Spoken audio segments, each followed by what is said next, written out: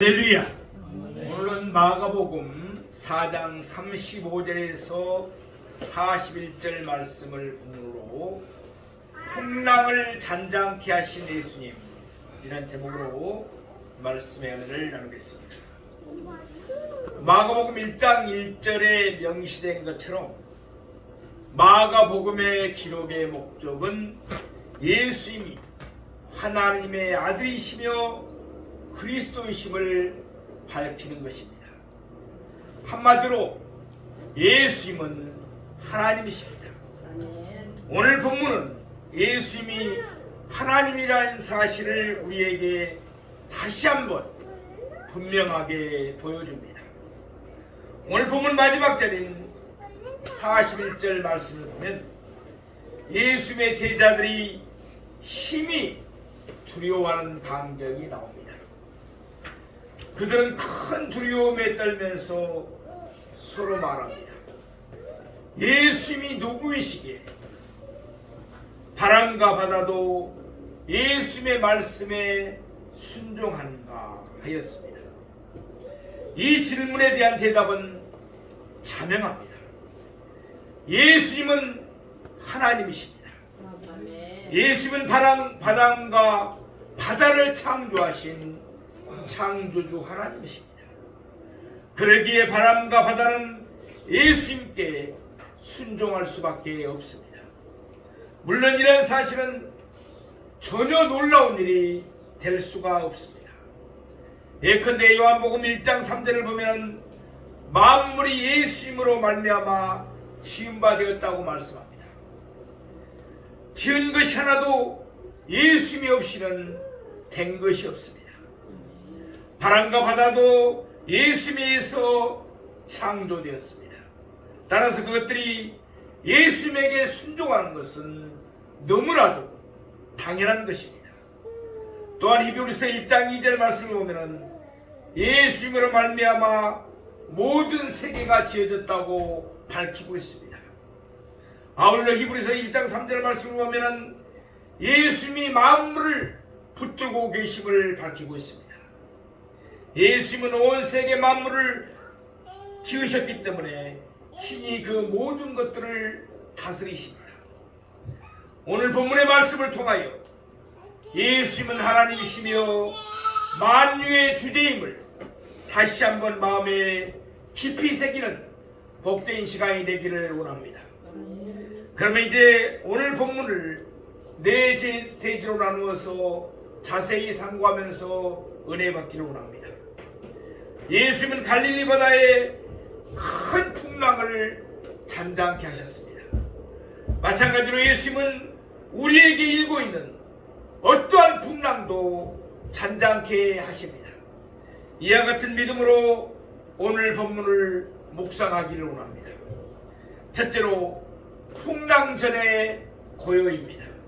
오늘 본문 마가복음 4장 35절 말씀을 보겠습니다. 그날 저물 때 제자들에게 이르시되 우리가 저편으로 건너가자 하시니. 아멘. 마가복음 4장 1절 말씀을 보면 그날 예수님은 바닷가에서 가르치셨습니다. 그날 큰 무리가 예수님에게 몰려왔습니다. 그래서 예수님은 그들이 에워싸미는 것을 피하기 위해서 바다에 떠있는 배에 올라 앉으셔서 가르치셨습니다. 그날 예수님은 여러 가지 비유를 가르치셨습니다. 그런 후에 예수님은 그의 제자들에게 그 비유들을 해석해 주셨습니다. 그 시대로 마가복음 4장에는 여러 땅의 비유, 등불 비유, 그릇 비유, 자라나는 씨의 비유, 그리고 겨자씨 비유가 나옵니다. 말하자면 그날 온종일 예수님은 말씀으로 무리를 가르치셨고 또한 따로 그의 제자들을 가르치셨습니다. 그런 가운데 어느덧 낮이 다 지나가고 땅거미가 찾아오기 시작했습니다. 그럴 때 예수님은 그의 제자들에게 바다 건너편으로 가자고 말씀하셨습니다. 지금 예수님이 계신 곳은 예수님의 본동네 가버나움이었습니다. 가버나움은 갈릴리 바다의 북서쪽에 위치한 곳입니다. 오늘 본문 뒤에 나오는 마가복음 5장 1절 말씀을 보면 예수님은 거라사인 지방으로 가신 것을 알 수가 있습니다. 그곳은 갈릴리 바다의 남동쪽에 위치해 있었습니다. 우리 마가복음 본문 4장 36절 말씀을 보겠습니다. 그들이 무리를 떠나 예수를 배에 계신 그대로 모시고 가매 다른 배들도 함께 하더니. 아멘. 그들이 무리를 떠나라고 말씀합니다. 그러니까 예수님이 거라사인 지방으로 가시고자 했던 이유는 무리들을 떠나기 위함이었습니다. 사람이 붐비던 가버나움에서 사람이 적은 거라사인 지방으로 한산한 곳으로 가시기 위함이었습니다. 본문을 보면 예수님의 제자들은 예수님을 배에 계신 그대로 모시고 갔다고 그랬습니다. 그러니까 예수님은 그날 하루 종일 온종일 배에서 가르치셨습니다. 그만큼 그날 하루 예수님과 그의 제자들에게는 쉴 틈이 주어지지 않았던 것입니다. 마가복음 1장 16절 또 19절에 가면 예수님의 12제자들 가운데 4명 곧 베드로와 그의 형제 안드레 또한 야고보와 그의 형제 요한은 갈릴리 바다의 어부들이었습니다. 아울러 요한복음 21장 2절에서 3절을 보면 이들 이외에도 3명의 더 어부들이 있었을 것으로 추정됩니다. 아마도 그날 예수님이 타는 배는 이들 중 한 사람의 소유였을 것입니다. 아무튼 이들은 갈릴리 바다의 어부들이었기 때문에 배를 몰고 가는 일에 능숙했을 것입니다. 뿐만 아니라 이들은 갈릴리 바다의 질이나 환경에도 익숙해 있었을 것입니다. 1986년 갈릴리 바다의 밑바닥에서 아주 오래된 배 한 척이 발견되었습니다. 그런데 보존 상태가 꽤나 좋았습니다. 여러 가지로 면밀하게 조사를 해보니까 놀랍게도 그 배는 예수님 시대의 것으로 추정이 되었습니다. 그 배의 크기는 길이가 8m 정도였고 너비는 2m 조금 넘었습니다.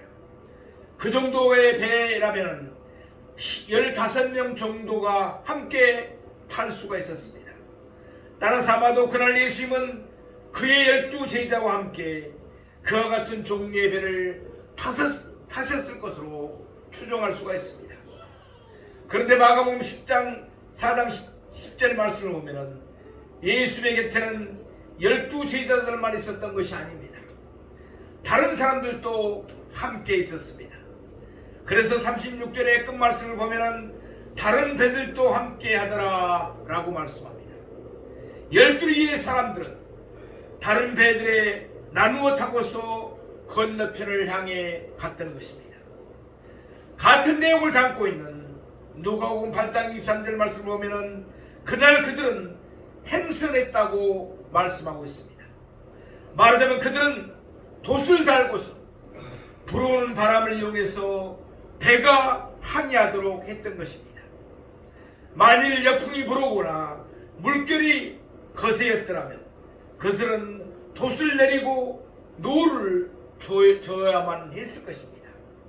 그만큼 그날 저물 때 갈릴리 바다는 고요했습니다.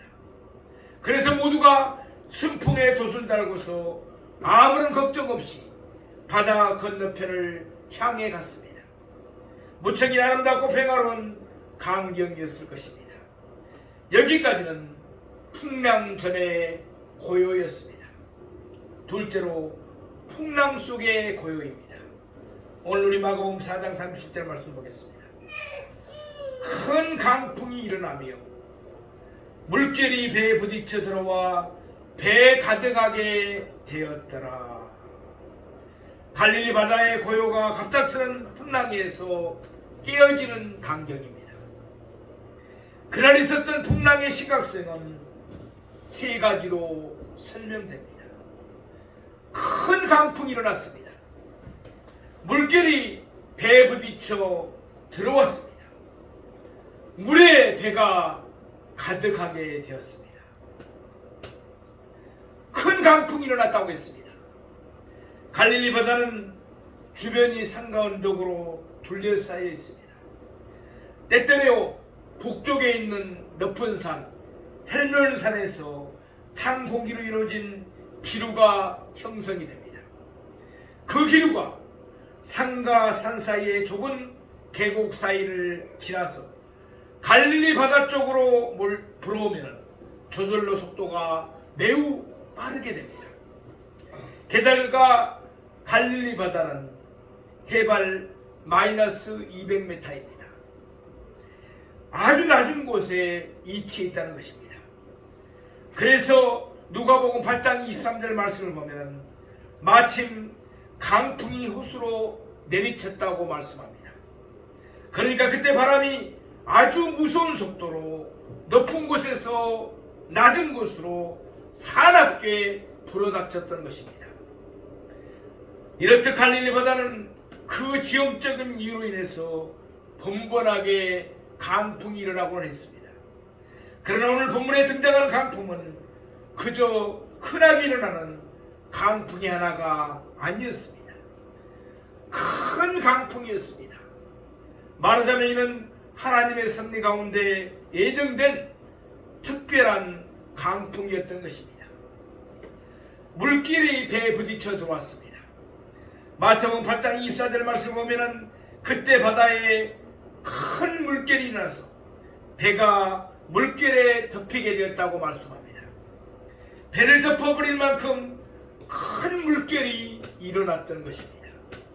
그런 물결이 해변으로 밀려가면서 또한 해변에서 되돌아오면서 배 양쪽을 심하게 부딪혔을 것입니다. 그런 결과 어떻습니까? 물이 배에 가득하게 되었습니다. 그들이 탄 배에는 갑판이 따로 없었습니다. 속이 완전히 개방된 배였습니다. 따라서 큰 물결이 쉴 새 없이 배에 부딪혀 들어오자 순식간에 배에 물이 가득 차게 되었습니다. 그래서 누가복음 8장 23절 말씀처럼 그 배는 가라앉을지도 모를 정도로 이태하게 되고 말았습니다. 제자들의 상당수는 어부들이었습니다. 아니더라도 그들 대부분은 갈릴리 바다에 익숙했습니다. 그러나 그날만큼은 그들도 속수무책이었습니다. 배를 덮어버릴 만한 물결이 계속해서 배에 부딪혀 들어오니까 그들도 당해낼 재간이 없었던 것입니다. 마가복음 오늘 4장 38절 말씀 보겠습니다. 예수께서는 고물에서 베개를 베고 죽으시더니 제자들이 깨우며 이르되 선생님이여 우리가 죽게 된 것을 돌보지 아니하시나이까 하니. 아멘. 예수의 제자들은 상당수가 어부들이었습니다. 그런 그들이 이제 자기들이 죽게 되었다고 여겼으니 그날의 풍랑이 얼마나 심하고 이태했는지 우리가 충분히 짐작할 수가 있습니다. 그런데 이와 같이 큰 풍랑 속에서도 예수님께서는 고물에서 베개를 베고 주무셨습니다. 고물은 배의 뒤쪽 편을 가리킵니다. 예수님은 어떻게 갈릴리 바다의 큰 풍랑 속에서도 평안하게 주무셨을까요? 우리는 여기서 예수님의 인성과 신성을 동시에 생각해 볼 수가 있습니다. 먼저 예수님의 인성입니다. 예수님은 하나님이시지만 우리와 성경이 같은 사람이 되셨습니다. 성경에서 예수님이 죽으신 것은 이때가 유일한 경우입니다. 아무튼 예수님이 죽으신 것은 예수님이 참 육체를 가진 참 사람이기 때문에 그렇습니다. 다음으로 예수님의 신성입니다. 예수님은 전지전능하신 하나님이십니다. 예수님은 이제 곧 풍랑이 일어날 것을 알고 계셨습니다. 그럼에도 불구하고 예수님은 주무셨습니다. 바람과 바다를 다스리시는 분이 바로 예수님 본인이시기 때문에 그렇습니다. 한마디로 예수님은 풍랑 속에 고요했습니다.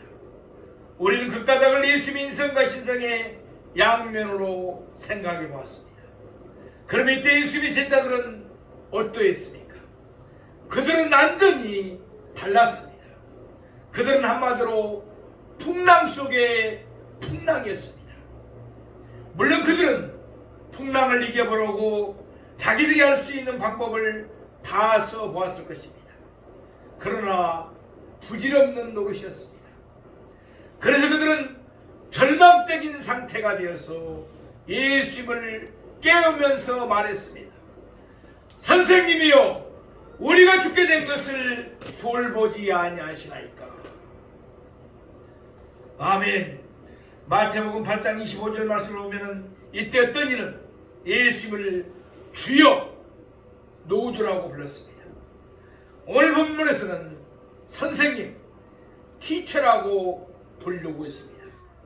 누가복음 8장 24절에서는 주여 주여 마스터 마스터라고 불렀습니다. 너무도 다급한 나머지 그들이 예수님을 부르는 호칭조차도 제각각이었던 것입니다. 그럴지라도 그들이 풍랑 속에서 예수님을 깨우며 예수님에게 간청했던 것은 바른 일이었습니다. 성경에는 성도들이 삶의 풍랑을 만났을 때 하나님을 깨우는 심정으로 하나님께 간청하는 말씀이 자주 나옵니다. 예를 들면 시편 44편 23절 말씀입니다. 주여 깨소서, 어찌하여 주무시나이까. 일어나시고 우리를 영원히 버리지 마소서. 아멘. 또 이사야 51장 9절에도 여호와의 팔이여 깨소서, 능력을 베푸소서. 아멘. 사랑하시는 성도 여러분, 뜻하지 않는 풍랑을 만나셨습니까? 건강의 풍랑을 만나셨습니까? 물질의 풍랑을 만나셨습니까? 자녀들로 인한 풍랑을 만나셨습니까? 풍랑 속에 풍랑으로 남아있지 마십시오. 풍랑 속에 고여있신 예수님을 부르짖어 기도하며 깨우십시오. 그리고 간절한 마음으로 예수님의 도우심을 구하십시오. 그리하면 예수님께서 깨셔서 우리가 겪는 풍랑을 고요로 바꿔 주실 것입니다.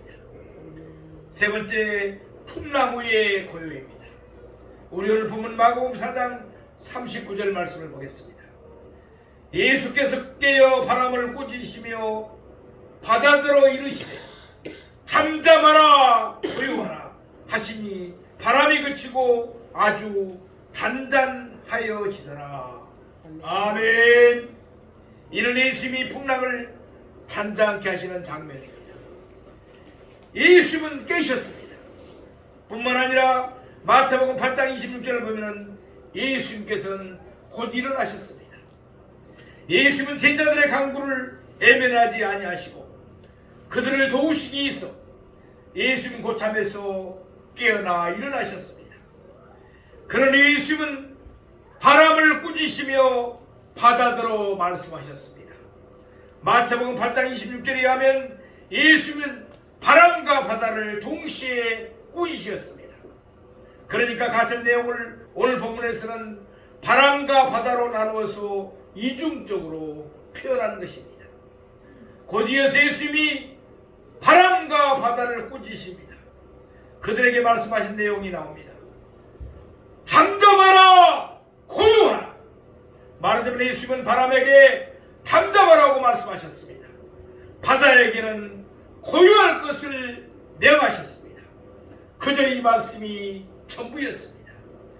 잠잠하라 고요하라. 이것이 예수님이 하나님께 기도하신 말씀이 아니었습니다. 이것은 예수님이 자신의 권세로 하신 말씀이셨습니다. 더군다나 예수님은 두 번, 세 번 반복해서 이 말씀을 하지 않으셨습니다. 예수님은 단 한 번만 이 말씀을 하셨을 뿐입니다. 그럼에도 불구하고 바람과 바다는 창조주의 말씀을 듣고서 즉시 순종했습니다. 바람이 그쳤습니다. 그날의 바람은 큰 강풍이었습니다. 수백만 마력의 힘을 가진 바람이었습니다. 그러나 예수의 말씀 한마디에 미친 듯이 불던 바람은 곧 그치고 잠잠해졌습니다. 바람이 그치더라도 큰 물결이 사라지는 데는 어느 정도의 시간이 걸리기 마련입니다. 그러나 예수님의 말씀 한마디, 배를 덮을 만큼 아주 컸던 물결들은 순식간에 자취를 감추고 말았습니다.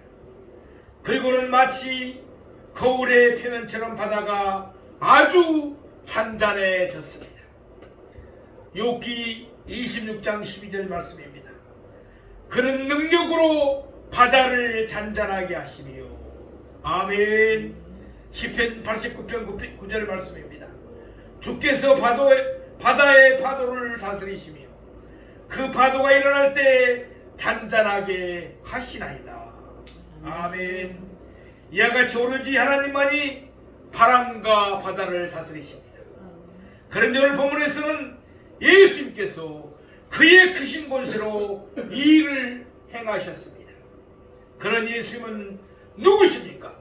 예수님 바로 하나님이신 줄로 믿습니다.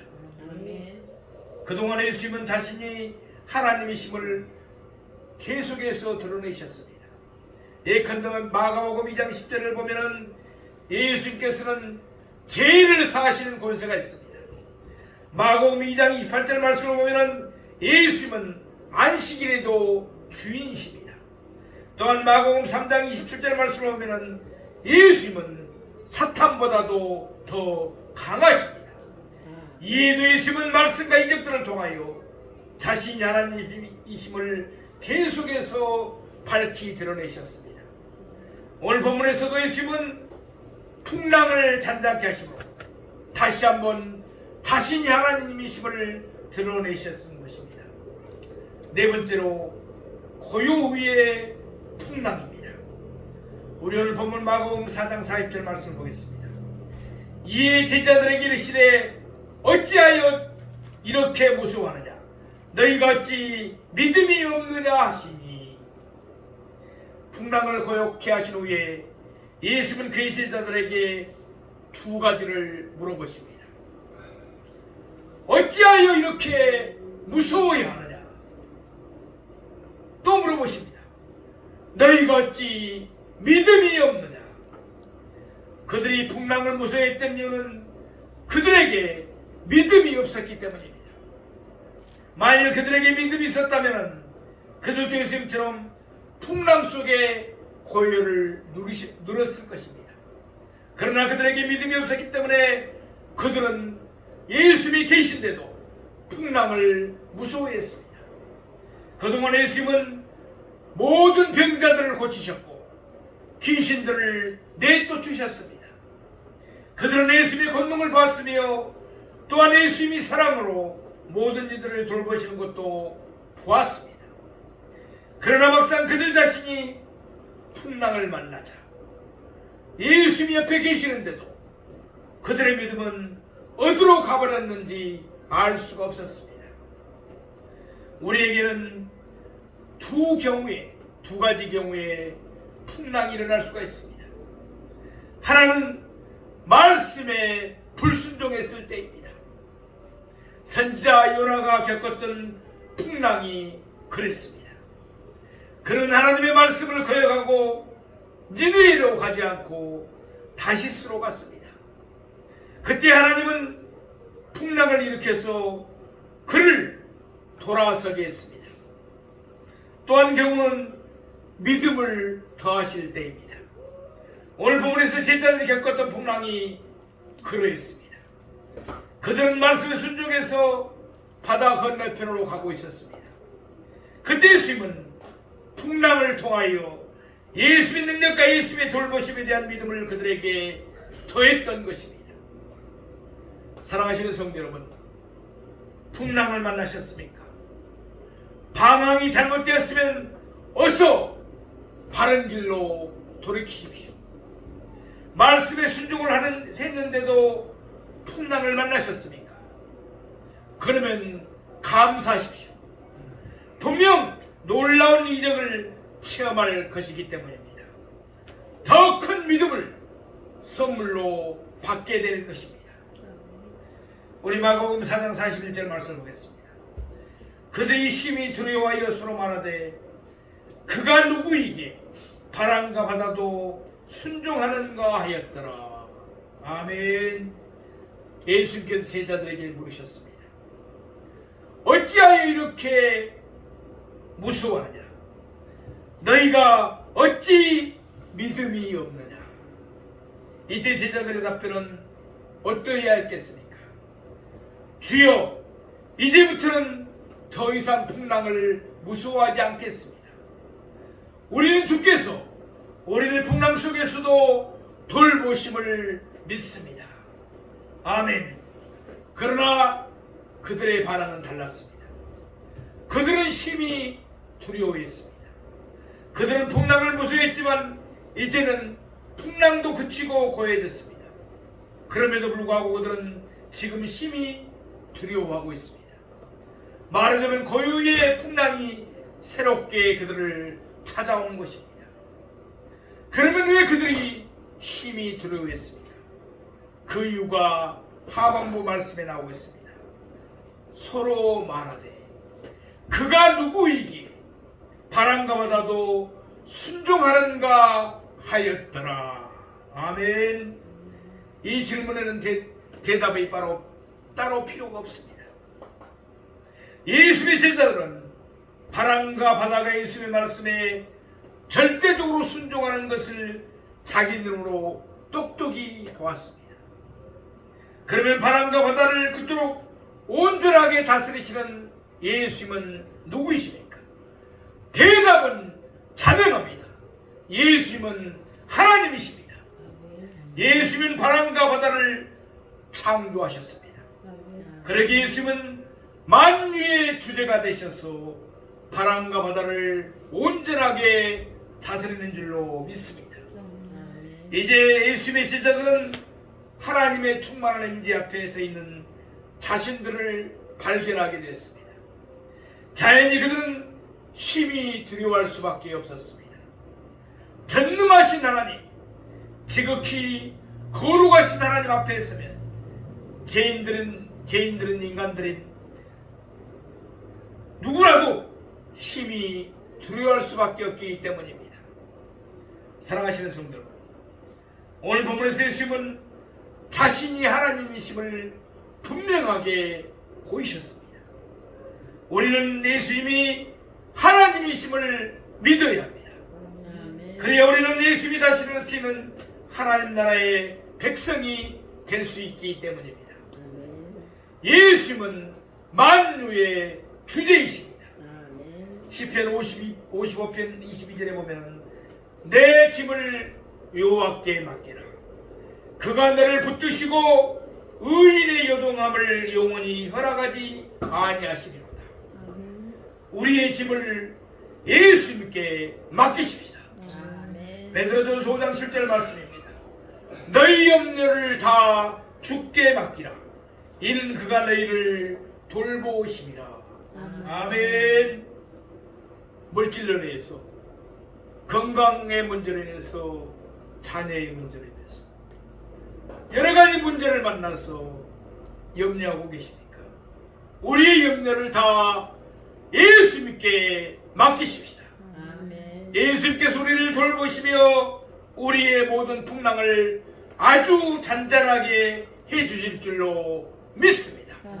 그래야 하나님께 영광을 돌리고 하나님 나라 되시는데 영광에도 더 큰 쓰임 받는 우리 모두가 되기를 주님의 이름으로 축원드립니다.